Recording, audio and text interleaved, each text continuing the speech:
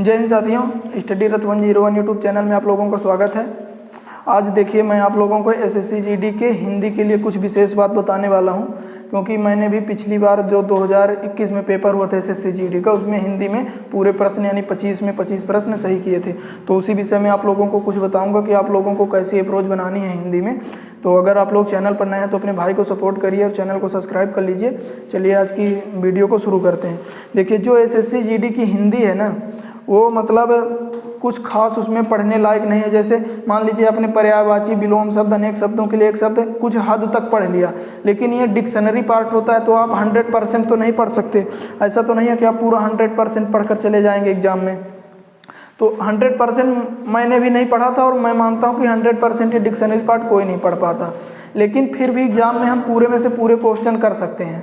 कैसे? देखिए हिंदी में जितने भी प्रश्न हैं, अगर आप हिंदी पढ़ रहे हैं तो आप उन प्रश्न में, जैसे अगर मान लीजिए देखिए 4 ऑप्शन रहता है, तो इन 4 ऑप्शन में से आप 100% है कि 2 ऑप्शन काट देंगे।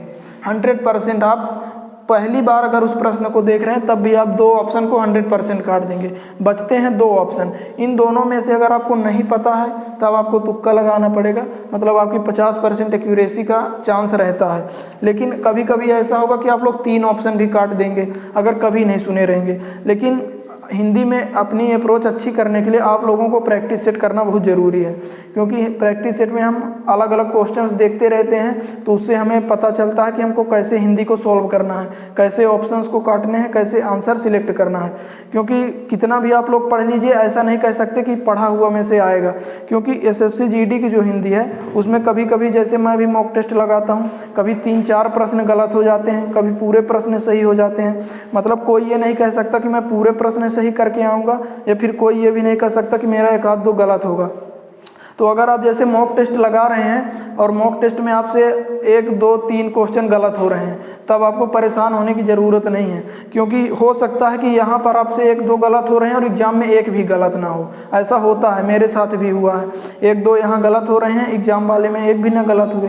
तो इसलिए आपको कुल मिलाकर हिंदी में परेशान नहीं होना है। प्रैक्टिस सेट करते रहिए, अच्छे से सॉल्व करेंगे तो पूरे क्वेश्चन सही करने के अच्छे चांस रहेंगे। क्योंकि हिंदी जो है एक बहुत अच्छा स्कोरिंग सब्जेक्ट है एसएससी जीडी में। अगर हिंदी में आप लोग बेहतरीन स्कोर करते हैं तो आपका सिलेक्शन भी हो सकता है अच्छे से। बाकी तो आप लोग बाकी सब्जेक्ट भी आप पढ़ते रहिए, जैसे आपका स्टेटस भी कल कुछ रीजन का आ गया है, तो अच्छे से पढ़ाई करते रहिए और अब ज़्यादा से ज़्यादा रिवीजन पर ध्यान दीजिए। तो इस बार भी जिन भाइयों का नहीं हुआ था तो हो जाएगा।